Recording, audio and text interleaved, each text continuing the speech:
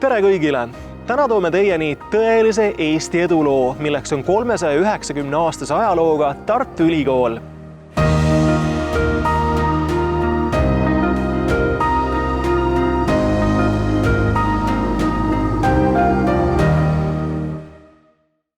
Tartu Ülikool on vanim ja suurim Eestis tegutsev ülikool, mis on asutatud aastal 1632. Kooskõlas tollaste arusaamadega ülikoolist alustasid siin tööd usu, filosoofia, arsti- ja õigusteaduskond. Teadus- ja õppetöö toimus ladina keeles. 1802. aastal oli Tartu Ülikool Vene keisririigis ainus saksakeelne ülikool. See võimaldas kutsuda professoreid Euroopast ja paljudest neist kujunesid silmapaistvad teadlased.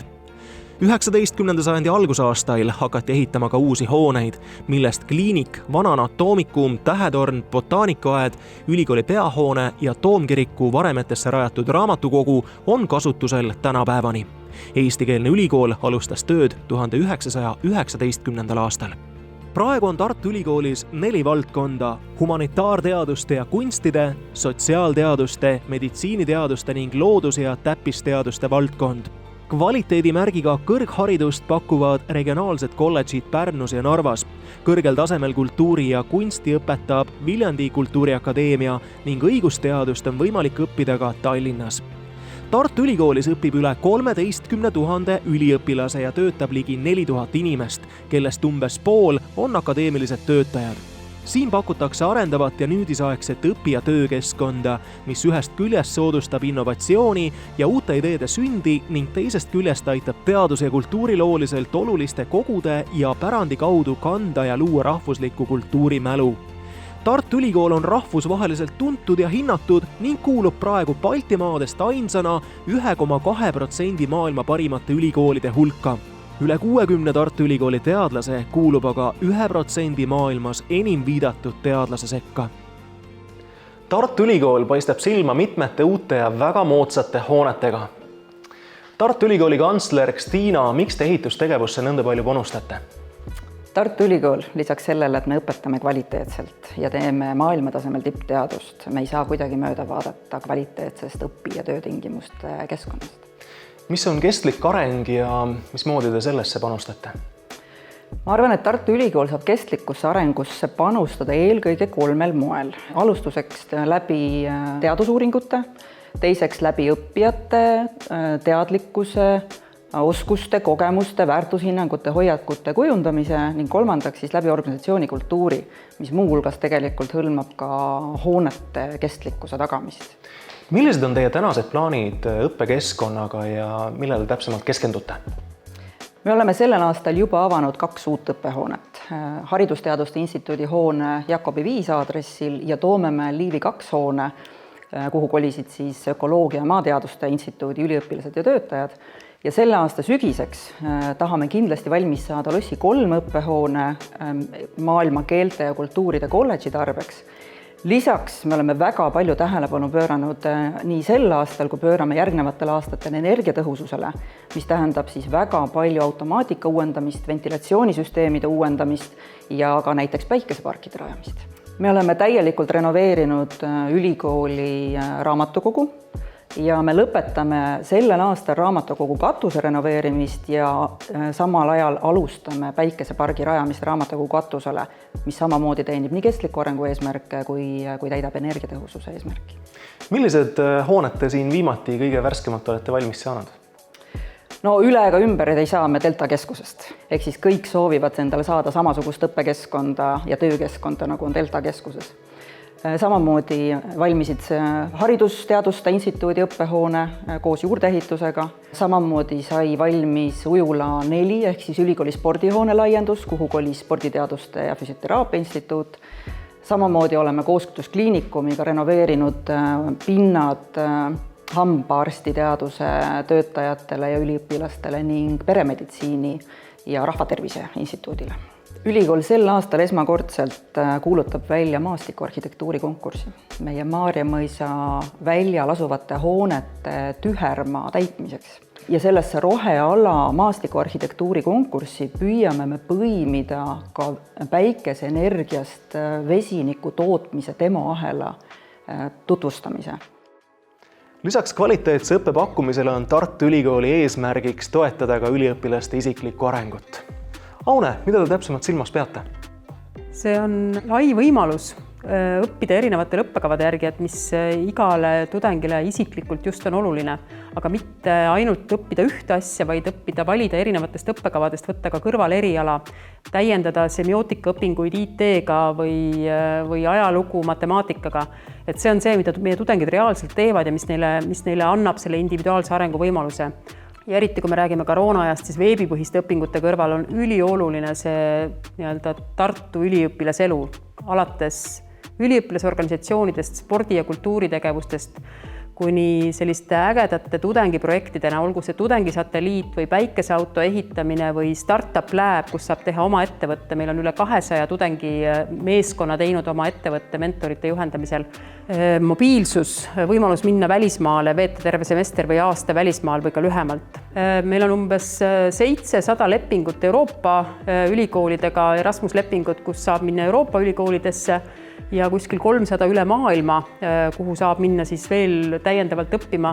Ja siin on uued võimalused, et Euroopa Komisjon pakub selliseid lühiajalisi õpirände võimalusi, kus saab virtuaalset õpirännet ehk siis distantsil õppimist ja võib-olla nädalaks või paariks minekut kombineerida, et paljud tudengid töötavad ja sellepärast ei saa minna terveks semestriks. Teine selline trend on see, või mida me ise oleme mitu aastat juba ajanud, on see, et õppekavades oleks selline mobiilsusaken, kus on sul reaalselt võimalus, et sa ei pea ise muretsema, et mis sul tegemata jääb, vaid sul ongi see semester, kus on ette nähtud, et on lihtne minna ja väga julgustame seda tegema, et see on selline elumuutev kogemus. Katariina, Sofia, milline on üliõpilasesinduse ülesanne Tartu Ülikooli juures? No, üliõpilasesindus on see üks tudengiorganisatsioon, mis seob, ma arvan, kõige tihedamalt ülikooli ja tema üliõpilaskonna. Ühest küljest on see selline demokraatia harjutus, et sa osaledki päriselt täieõiguslikult ülikooli otsustusprotsessides, sa räägid kaasa oma õppekava arendamises, sa räägid kaasa oma instituudi, oma valdkonna, oma ülikooli elu kujundamises ja teiselt poolt siis tood sellise noore inimese pilgu ülikooli otsustajate juurde. Mida kujutab endast programm Talendid Tartusse? See on meil nüüd juba 4. aastat käivas olev programm, kus me pakume 100 kõige targemale esmakursuslasele, olgu nad siis Eesti olümpiaadide võitjad, rahvusvahelistel olümpiaadidel osalejad, akadeemilises testis väga kõrge tulemuse saanud tudengid või ka riigieksamite tipud. Pakume neile võimaluse kohe ülikooli alguses teha midagi rohkem kui teised. Ehk siis minna kohe mõnda teadusprojekti, saada sellist õpetaja kogemust, teha teadushuviringi ise või minna sellisesse ettevõtlusprogrammi. See mõte on ennekõike selles, et tõesti, et kui noor tipp mõtleb, kas ta jääb Eestisse või ta läheb välismaale, et ta langetaks selle otsuse Eesti kasuks ja miks see väga oluline on, et meil enamasti tipud lähevad mingil hetkel välismaale ja seda on väga vaja, et nad läheksid välismaale, et nad ei jääks ainult Eestisse pidama, aga on ülioluline, et nad vähemasti bakalaureuseõppe teeksid Eestis. Magistriõppe tõenäoliselt ka doktorantuuri või seda enam järeldoktorantuuri võib või suisa peab minema välismaale. Aga see, et langetataks valik Eesti ja meie mõistes Tartu Ülikooli kasuks, et see on see, miks me selle Talendid Tartusse programmi oleme loonud ja kuskil 60+ tudengit on sinna tulnud ja väga äge kogemus. Millega üliõpilasesindus juba on hakkama saanud ja kuidas üliõpilasi nende tegevustes toetanud? Kõige väljakutsuvam, aga samas kõige põnevam roll on see, et kuidas me suudame pakkuda väärtust kõigile ligi 14 000 tudengile. See on paras selline pusle kokkupanemine. Aga ma arvan, et see, et noored ja enamikus ju tudengid ikkagi on noored, nad tunnevad võib-olla natuke selliseid ühiskondlikke valupunkte, muutusi natukene varem ära ja ma arvan, et me oleme saanud seda kasutada hästi enda kasuks. Et üks hea näide on see, et tegelikult üliõpilasesindus on see, kes on ülikoolis juba mitu aastat väga palju pannud rõhku vaimse tervise projektide, aga ka tervikuna selle teemaga tegelemise edendamisele. Teine pool, mis natuke haakub sellega, on see, et meil on üksjagu palju selliseid väärikaid vanu õppehooneid, mille ehitamisel ei ole planeeritud sinna sisse selliseid kohti, kus ka tudengil oleks hea olla, kus tal oleks hea olla loengu vahel, kus tal oleks hea teha koos veeta puhkehetke või mõnda kodutööd. Ja nüüd me juba 2 aastat siis ka jällegi ülikooliga heas koostöös projekteerime selliseid kaasaegseid õpi- ja puhkealasid õppehoonetesse, millest tõesti kõik nende õppehoonete tudengid saaksid kasu. Tartu Ülikoolis on võimalik teha nii teadust kui ka praktilist tööd ja me oleme jõudnud nüüd arheoloogide töötuppa.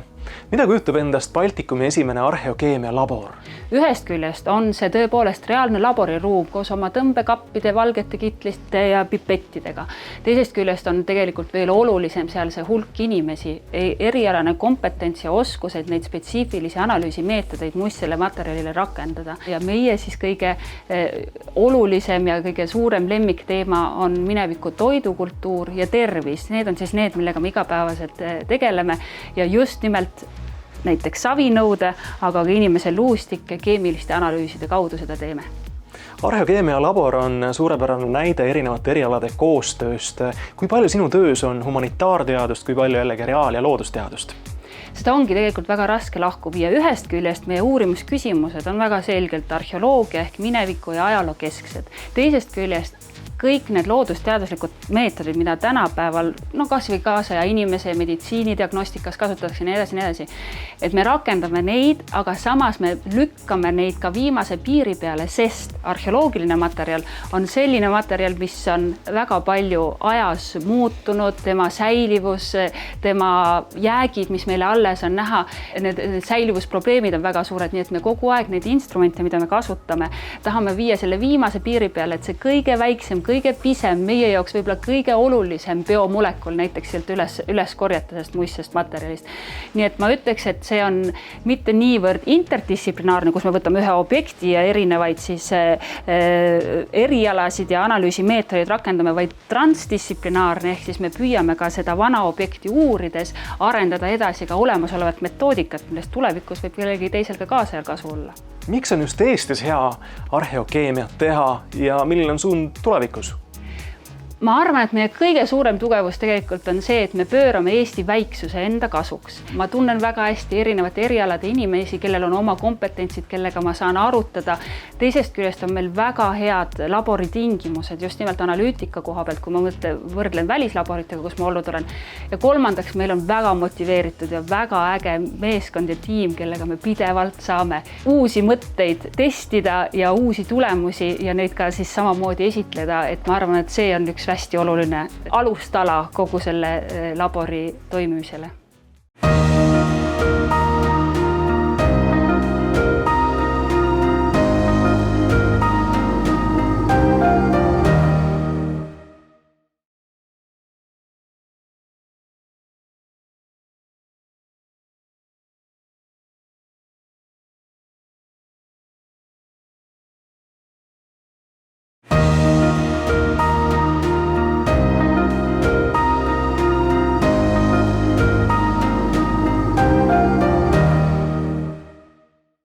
Me oleme tagasi ja jätkame Eesti eduloo saadet Tartu Ülikooli Delta keskusest, mille üle võib nii Tartu linn kui kogu Eesti suurt uhkust tunda.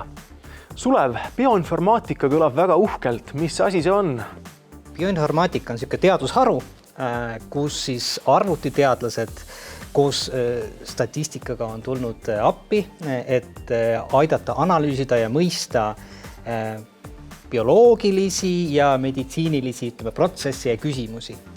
Näiteks kogu maailm on jõudmas praegu personaalmeditsiini ajastusse, kus siis patsiendi ravil tuleb võtta arvesse ka patsiendi DNA-d. Ja veelgi enam, selleks, et midagi saaks inimesele üldse öelda, on vaja võrrelda tema DNA-d 50, 100 või 1000 teiste patsientide DNA-ga ja siin ongi see koht, mis vajab siis arvutite abi ja õnneks on arvutite andmete analüüsimisel väga-väga head, kui seda nutikalt teha. Ja see ongi see koht, kus bioinformaatika tuleb mängu. Millised valdkonnad siin omavahel kokku puutuvad, ehk siis kellega te kõige rohkem koostööd teete? Bioinformaatika ongi tänapäeval väga palju meditsiinivaldkonna teenistuses ning bioinformaatikud siis üritavad välja mõelda, et kuidas saaks analüüsida neid andmeid, mida meie kohta on ja et anda siis arstile nõu meie ravimisel. Ja et need kõik hammasrattad hästi kokku õlitatult töötaks, on vaja siis väga head koostööd arstide vahel, statistikute vahel, arvutiteadlaste vahel ja veel geenitehnoloogid takkaotsa. Need hammasrattad töötavad, aga mille kallal praegu töö käib, ehk siis mida toob meile lähitulevik bioinformaatika vallas? mõnedel meditsiini erialadel on personaalmeditsiin ja bioinformaatika juba tavapraktika osa. Näiteks onkoloogias vähiravim määrataksegi juba vastavalt konkreetse vähikoe DNA-le. Näiteks arvutid on väga head piltide analüüsimisel, et masinõpet saab rakendada näiteks elektronmikroskoopide piltidel või röntgenpiltidel, kompuutertomograafia piltidel, sest masinõpe on väga hea selliseid mustreid tuvastama ja näiteks aru saada, et need siin on näiteks vähirakud, eks ole. Aga mis tuleb välja, mis on kõige keerulisem, on ikkagi see, et kuidas tagada, et see arvuti, kes annab arstile nõu, mitte kunagi ei eksiks. Nii et üle kogu maailma bioinformaatikud ütleks praegu näevadki vaeva sellega, et teha oma neid analüüsi, algoritme või programme järjest paremaks ja teha need nii heaks, et üha uutel meditsiini erialadel saaks öelda arstile, et jah, et olen analüüsinud kõiki andmeid patsiendi kohta ja see nõuanne, mis ma annan, on tõesti väga-väga hea. Tänaseks on Eesti geenivaramuga liitunud circa 210 000 geenidoonorit. See on ligi 20% Eesti täisealisest elanikkonnast. Triin, milleks meil sellist geenipanka tarvis on? No, kui meid huvitab geenide mõju inimese tervisele, siis meil on vaja väga paljude inimeste andmeid, et me saaksime seda mõju võimalikult täpselt ja usaldusväärselt hinnata. Ja siin tulevadki mängu sellised suured biopangad. Nüüd, kui me räägime täpsemalt Eesti geenivaramust, siis selle teeb eriliseks just see, et me saame samaaegselt vaadata geeni- ja terviseandmeid. Ja need terviseandmed me saame esiteks erinevatest riiklikest andmebaasidest, näiteks ma arvan, kõik teavad Haigekassa andmebaasi, eks ju, aga lisaks ka näiteks vähiregister. Ja mis on veel tore, on see, et me saame doonoritega ka otsekontakti otsida ja kutsuda neid osalema erinevates uuringutes. Ja siin on võib-olla heaks näiteks siis hiljutine isiksuse uuring, kus geenidoonorid said siis anda vastuseid oma isiksuse kohta. Ja nüüd omakorda meie teadlased saavad neid vastuseid kasutada siis selleks, et uurida, kuidas geenid mõjutavad inimese isiksust. Seega selline väga mitmekesine andmekogu loob teadlastele ülihead võimalused siis erinevate teaduslike küsimuste uurimiseks. Ja kui tuua siit mõned näited siis hiljutistest teadustöödest, siis me oleme saanud väga huvitavaid teadmisi näiteks kehakaalu, penitsilliiniallergia, vähiriski, aga ka näiteks autoimmuunse vitamiin B12 puudulikkuse geneetilise tausta kohta.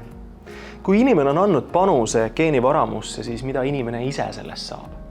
Minu arvates ongi kõige ägedam just see, et geenivaramuga liitudes saab iga inimene anda oma panuse meditsiini või teaduse arengusse, olemata ise selleks teadlane. Ja kui ei oleks geenidoonoreid, siis me ei saaks teha kõiki neid avastusi, mis ühel või teisel moel siis kas võimaldavad inimesi paremini ravida või aitavad haigusi ennetada. Triin, millele keskendub sinu teadustöö? Minu teadusgrupp siis tegeleb eelkõige naiste tervise geneetikaga, et me uurime nii viljakuse kui viljatuse geneetikat kui ka erinevate naiste haiguste geneetilisi riskitegureid. Et siin viimase aasta jooksul me olemegi just Eesti geenivaramu andmeid kasutades saanud siis uut infot näiteks polütsüstiliste munasarjade sündroomi, vaagnapõhja allavaje, aga ka näiteks emakakaelavähi geneetiliste riskifaktorite kohta. Me oleme jõudnud ERMi viinakööki ja just nimelt ERMi aladel toimus ka viimati Startup Day. Andres, mida kujutab endast Baltikumi suurim ärifestival Startup Day? Kui me kunagi teda alustasime, siis oli mõte, et näitame Tartus kasvatatud iduettevõtteid siis laiemalt investoritele ja teeme suurema asja, muidugi ei ole põhjust tulla. Aga täna me ütleme tema kohta ikkagi festival. Siin on sellist konverentsi poolt, aga siin on kohtumisi, siin on sellist kultuuri ja meelelahutust ja ta on selline äge üritus, kuhu inimesed tulevad kokku üksteisega kohtuma ja seda ettevõtlikku mõtteviisi jagama ja üksteisesse süstima, ütleme nii. Aga räägime ka ajaloost, et kuidas see kõik alguse sai? Ja sinna tuleb tagasi minna aastasse 2015, kui mulle tuli pähe üks mõte, mis on minu puhul väga harv nähtus. Aga ma tegelesin tol ajal Tartu Ülikoolis siis ettevõtlikkuse või ettevõtluse õppe arendamisega. Ja sellega seoses hakkasin koostööd tegema, siis siin Tartus on hästi palju erinevaid selliseid organisatsioone, mis ettevõtlust arendavad. ärinõuandla, teaduspark, biotehnoloogiapark, loomemajanduskeskus. Ja siis ma vaatasin, et tegelikult meeletult palju toimub. Igal ühel on omad väiksed seminarid, igal ühel on omad väiksed mingid pitsimisvõistlused ja demoteid. Ja samamoodi ülikoolis me tegime oma tudengite baasil igasuguseid selliseid üritusi ja mitte keegi ei näe neid, mitte keegi ei tea, sest need on kõik sellised alakriitilised pisikesed üritused. Ja siis üks kord tuli see mõte, et aga miks mitte panna nad kõik kokku ühe katuse alla, et teeme küll erinevad igaüks oma asja, aga teeme üheskoos korraga, et siis on nagu põhjust, äkki tuleb meediagi kohale. No ja siis sai see välja käidud see mõte siin kogukonnale. Arvan, et see on ka üks asi, mis seda üritust on kandnud ja mis teda eristab teistest, et ongi kogukonna üritus. Ehk et see on see, et nüüd keegi mingi punt hakkas tegema, me tegime selle koos, käisin selle mõtte välja ja kõik ütlesid, muidugi, teeme ära. Ja siis just ERM sai valmis tol aastal 2016 oktoobris, kui ma õigesti mäletan, ta avati ja meil oli plaanis, et teeme ta siis detsembri algusest tol ajal ja saimegi need ruumid ja tegime ja muidugi siis, kui ma siin vahepeal hakkasin mõtlema, et äkki tuleb ikkagi 700 inimest kohale, siis vaadati kuusiks, ikka täitsa olliks läinud, et ei tule iiagi. 3000 inimest tuli meil esimesel korral siia kokku ja tänu sellele, et ta esimest korda kohe õnnestus, siis nüüd ta ongi meil jäänud ja kasvanud ja äge. Mart, mida sa õppinud oled ja kuidas sa leidsid oma tee Startup Day juurde?